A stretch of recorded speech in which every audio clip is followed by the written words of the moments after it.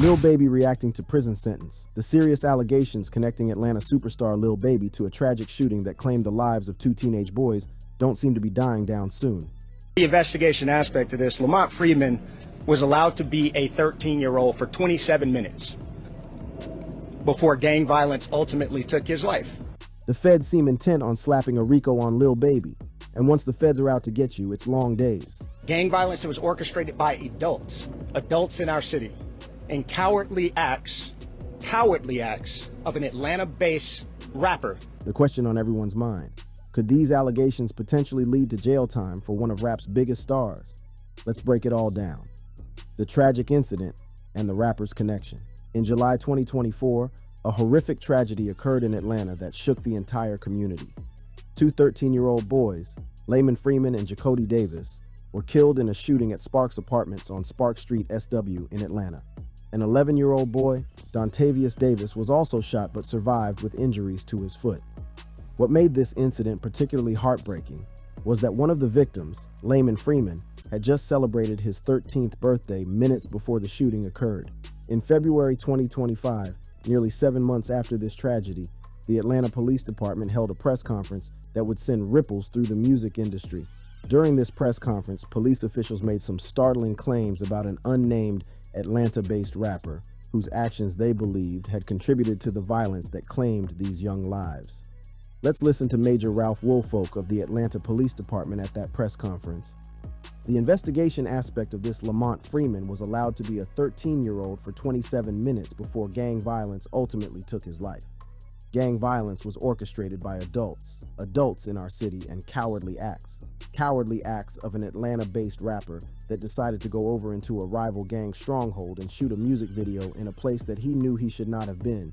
And in the subsequent days, we saw homicides and shootings and ultimately the deaths of two children as a result of his cowardly actions, and you know who you are. And I tell you that this team will work relentlessly to hold you and the persons that you are affiliated with responsible for those actions. These were powerful accusations. Police were essentially claiming that an Atlanta rapper's decision to film a music video in rival gang territory had sparked a chain of violence that ultimately led to the deaths of children. But who exactly were they talking about? While police officials declined to name the rapper directly during the press conference, saying they didn't want to compromise their ongoing investigation, the mystery didn't last long. Within a day, local news outlet Channel 2 Action News obtained arrest warrants confirming that the rapper in question was Dominique Jones, better known as Lil Baby. So, what exactly happened? According to the information that has come to light, this story begins back in May 2024. Lil Baby was filming a music video in an area of Atlanta that police say was controlled by a gang called OMF, Only My Family. This area was reportedly hostile territory to the 4PF, Four Pockets Full label, which was founded by Lil Baby and has been characterized by police as a gang. During this video shoot, violence erupted, with 3 men aged 23, 24, and 27 being shot, though all survived their injuries. Lil Baby himself was not injured in the incident. According to police, this shooting was just the beginning of an escalating conflict between 4PF and OMF, which they describe as a subset of the Goodfellas gang. By July 2024, this conflict had allegedly escalated significantly. When the shooting that killed the two teenagers occurred, police investigations linked it to retaliatory actions stemming from the ongoing gang feud. According to arrest warrants, 2 vehicles, a white Nissan Maxima and a gray Nissan sedan, pulled up at the apartment complex, and multiple shooters opened fire using heavy weaponry. What makes this case particularly complex is that authorities have alleged that one of the arrested individuals, Keontae Midnight Sanders, was already incarcerated at Hancock State Prison but was coordinating actions using contraband cell phones. Police claim that Sanders and other gang members were targeting someone with close connections to Lil Baby, but instead ended up shooting the teenagers. In a bizarre twist, the investigation also uncovered that Sanders had allegedly planned to extort Lil Baby for $5 million upon his release from prison, suggesting that the rapper was both indirectly blamed for the violence and potentially a target himself. The Breakfast Club discussed these confusing allegations extensively. I still don't know if, was the video being shot? No, listen, was the video being shot while somebody else was getting shot? I don't know, no. So they shot a music video, after the music video, and the music video was shot. So he was already gone. Yeah, Baby was not there. Okay, yes, he was not there, but his video was shot. Rival gang neighborhood. This is what police are alleging because that video was shot. It had an effect, right?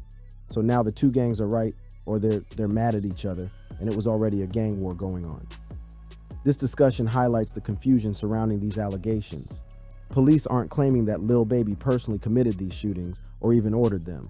Rather, they're suggesting that his decision to film a music video in rival territory created a chain reaction of violence that ultimately led to these deaths. In February 2025, Atlanta police announced the arrest of 7 individuals connected to the July 2024 shooting: Keontae Sanders, Richard Hollis, Reginald Thomas, DeKeithian Mobley, Marcus Crawford, Traden Crawford, and Ali Caldwell. These individuals are facing direct charges for their alleged roles in the shootings. But what about Lil Baby? Despite the strong language from Major Woolfolk and his name appearing in warrants related to the case, as of April 2025, he has not been formally charged with any crimes related to these shootings. The warrants mentioning him appear to be establishing context rather than listing specific charges against him personally. For his part, Lil Baby has denied any involvement in these tragic events. Shortly after the police press conference, he took to Instagram writing, "Thanks for all the concerns. Please don't be misinformed by fake news. I'm overly good." This brief statement seemed designed to reassure fans that he wasn't facing imminent arrest, despite the circulating rumors. His legal team, including attorneys Drew Findling and Marissa Goldberg, released a more detailed statement to the media, calling the police's reference to Lil Baby complete and total nonsense. They specifically challenged the notion that their client should be held responsible for violence stemming from a music video location. To say that he couldn't shoot a music video in his hometown, a place that he loves and has continued to uplift, is disgraceful. Even more, the location for a major music video shoot is a decision made by a professional team and is not a decision made by any individual. To understand the full picture of Lil Baby's current situation and whether these allegations could potentially lead to jail time, we need to examine his previous history with the law and the specific legal challenges prosecutors would face in bringing charges against him. A troubled past and the legal landscape. To fully understand Lil Baby's current legal situation, we need to look at his history with the law, which began long before he became a household name in hip-hop. Born Dominique Armani Jones in Atlanta's Oakland City neighborhood, Lil Baby's path to music stardom wasn't a straight line. Before the Grammy nominations and chart-topping hits, he had significant encounters with the criminal justice system that shaped his early life. According to various reports, Lil Baby served approximately 2 to 3 years in prison around 2014 to 2016 for drug and weapon charges. This incarceration proved to be a turning point in his life, as it was during this time that he began focusing on music as a potential career path. In a 2020 interview with NPR, Lil Baby reflected on his prison experience, confirming that he'd been incarcerated roughly 4 years prior to that conversation, which aligns with the 2016 release date. Following his release, he launched his music career with his debut mixtape Perfect Timing in 2017, marking the beginning of his rapid rise in the hip-hop industry. Since achieving fame, Lil Baby has had several other brushes with the law, though none as serious as his pre-fame incarceration. In February 2019, he was arrested in Atlanta for reckless driving, eluding police, and failure to signal. After being detained, he was released on bond and expressed frustration with law enforcement on social media. In July 2021, during an international trip, Lil Baby found himself in legal trouble when he was detained in France during Paris Fashion Week for allegedly transporting drugs. He was cited for possession of cannabis, paid a fine, and was subsequently released without major consequences. More recently, and perhaps most significantly, in August 2024, Lil Baby was arrested in Las Vegas for carrying a concealed weapon without a permit, which is classified as a felony in Nevada. This arrest occurred on August 26, 2024, at approximately 5 a.m. on the Las Vegas Strip. He was released after posting a $5,000 bond and was assigned a court date of October 1st, 2024. An interesting detail about this Las Vegas case is that Lil Baby's attorneys, Drew Findling and David Chesnoff, stated that he possessed a valid Georgia concealed carry permit, which Nevada does not recognize. This suggests that Lil Baby may have believed he was legally carrying the weapon based on his Georgia permit. As of April 2025, there are no clear updates on the resolution of this Las Vegas case, leaving uncertainty about whether charges were dropped or pursued further. Now let's turn back to the current allegations linking Lil Baby to the Atlanta gang violence. To understand whether these allegations could lead to jail time, we need to examine what specific charges prosecutors might bring and what evidence they would need to prove such charges. The most important factor to consider is that As of April 2025, Lil Baby has not been formally charged with any crimes in relation to these shootings. His name appears in arrest warrants, but primarily in a contextual capacity rather than as someone directly accused of specific crime. For prosecutors to bring charges against Lil Baby, they would need to establish a clear legal theory of culpability. Based on the public statements from law enforcement, they seem to be suggesting that by filming a music video in rival gang territory, Lil Baby recklessly or knowingly set in motion a chain of events that led to violence. However, establishing criminal liability based on this premise would be extremely challenging for several reasons, as discussed by DJ Envy and Charlamagne Tha God on The Breakfast Club. Insert clip from 5:15-5:22. I don't understand. And I think because he was there, they're gonna link it to him like, how do I shoot a music video? Right. It's not against the law like where you see people shoot videos at funeral places and things like that. Like it's foul, it's wrong. But is it against the law? No, I don't know. This sentiment highlights a crucial legal obstacle, establishing that a lawful activity, filming a video, could make someone criminally responsible for subsequent violence committed by others, would require proving a level of intent or foreseeability that would be difficult to demonstrate beyond a reasonable doubt. Another significant legal challenge is the time gap between the May 2024 video shoot and the July 2024 shootings. The more time that passes between an alleged provocative act and resultant violence, the harder it becomes to prove that the initial act was the proximate cause of the harm. Lil Baby's defense has focused on several key arguments. First, his attorneys have emphasized that decisions about music video locations are typically made by production teams rather than the artist alone. This diffusion of responsibility creates additional challenges in pinpointing criminal liability.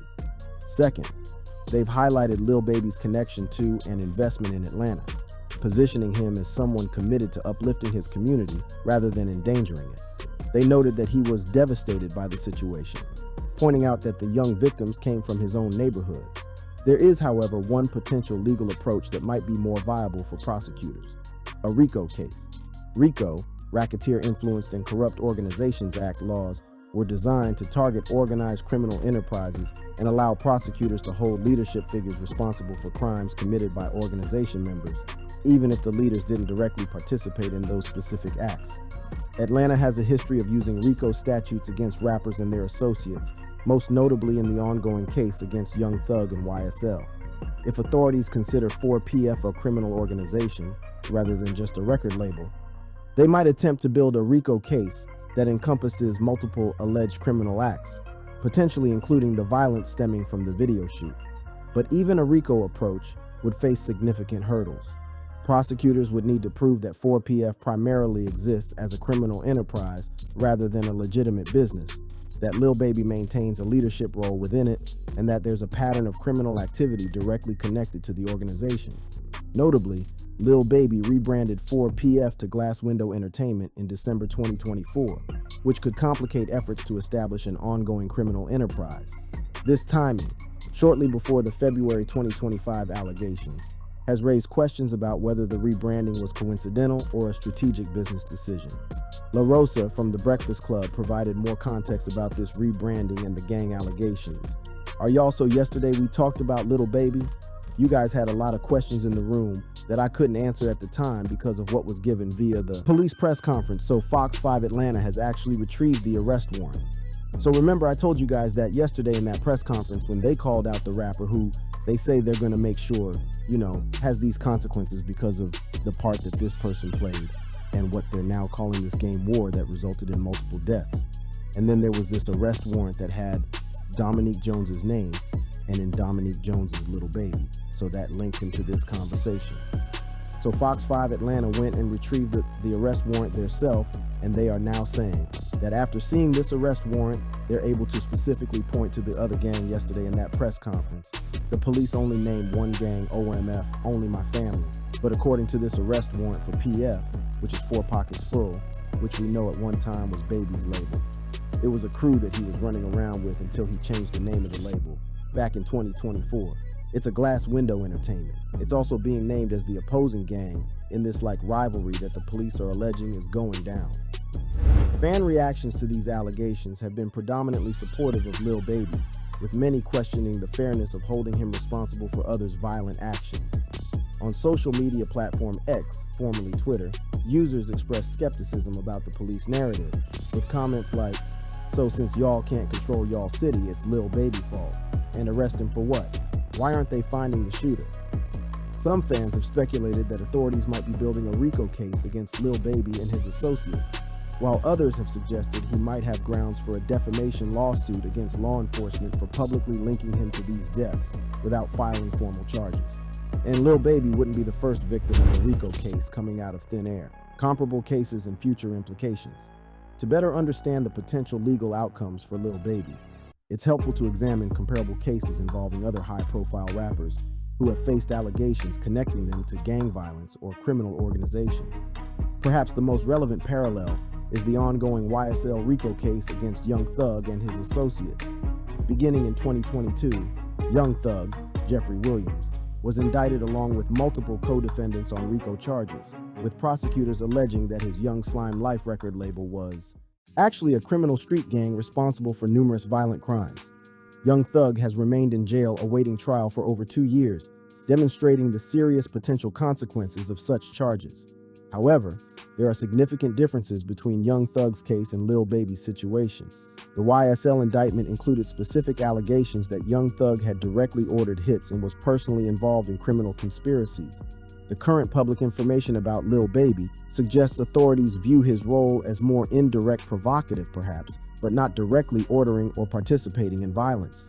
Another instructive example is Bobby Shmurda, who was arrested in 2014 on conspiracy and weapons charges related to his alleged leadership of the GS9 gang. Shmurda ultimately accepted a plea deal and served 7 years in prison before being released in 2021. His case demonstrates how lyrics and music videos can be used as evidence in gang-related prosecutions, though recent rap music on trial legislation in some states has begun to limit this practice. More recently, in March 2022, rapper YFN Lucci, Rayshawn Bennett, was indicted on RICO charges related to alleged gang activity.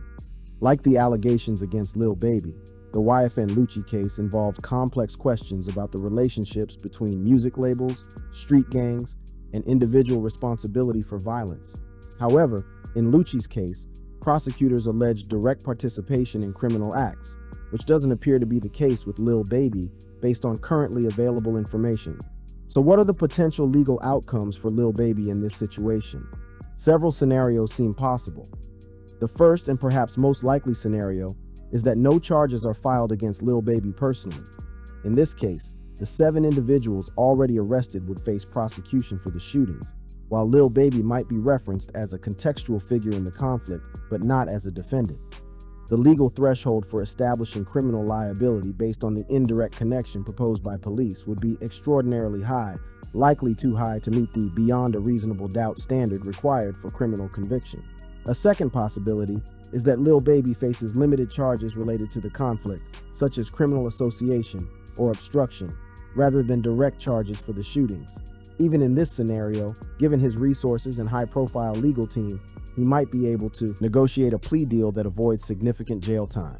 The third and most severe scenario would be inclusion in a broader RICO indictment targeting 4PF as a criminal organization. This would represent the greatest legal danger to Lil Baby and could potentially result in substantial prison time if he were convicted. However, based on the current public information, this scenario appears less likely than the others, particularly given the apparent focus on the 7 individuals already arrested for direct involvement in the shootings. One of the complicating factors in this case is the unusual detail uncovered in the investigation regarding plans to extort Lil Baby. As reported by Fox 5 Atlanta, one of the arrested individuals, Keontae Sanders, allegedly planned to extort Lil Baby for $5 million upon his release from prison. This suggests that Lil Baby was viewed as a potential target, as well as an alleged instigator, further muddying the waters around his role in the conflict. La Rosa from The Breakfast Club elaborated on this extortion plot. So I'm just one last question to who tried to extort Lil Baby, allegedly. So allegedly one of the opposing gang members who's like higher ranking in the gang. He was telling his girlfriend on one of the recorded calls that he planned to receive. He was seeking revenge on Baby. Like I mentioned earlier, and part of that was going to be to extort him for $5 million when he came home from prison. I don't know what the extortion would be like, what he was going to try hang over his head, but that was what they recovered from these phones. And it's why I don't talk to me. This extortion angle could potentially strengthen Lil Baby's defense, as it complicates the narrative that he was simply an instigator of conflict. Instead, it suggests a more complex relationship where he might have been both a perceived rival and a potential victim. Regardless of the legal outcome, these allegations could significantly impact Lil Baby's career trajectory.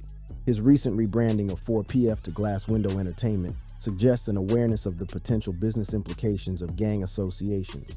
Corporate partners, concert promoters, and other industry stakeholders may become more hesitant to work with artists perceived as connected to violent incidents, particularly those involving children.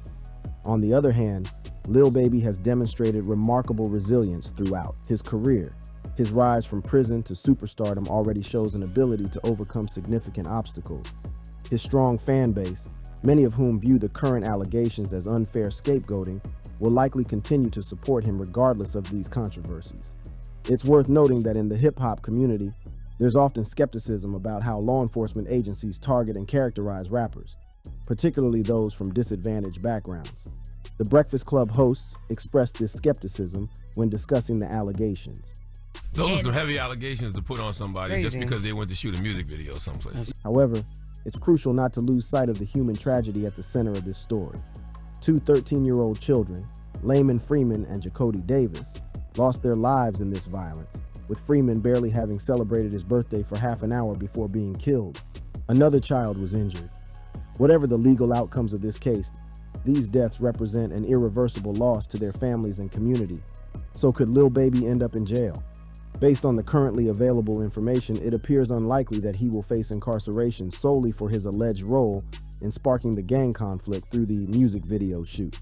The legal barriers to establishing criminal liability based on this indirect connection would be substantial. However, if additional evidence not yet publicly disclosed exists, or if prosecutors pursue a broader RICO case against 4PF, the situation could become more legally precarious for the rapper. As this story continues to unfold, we'll be keeping a close eye on developments and providing updates. But if you want to find out more right now, hit the video on your screen right now and let's keep going.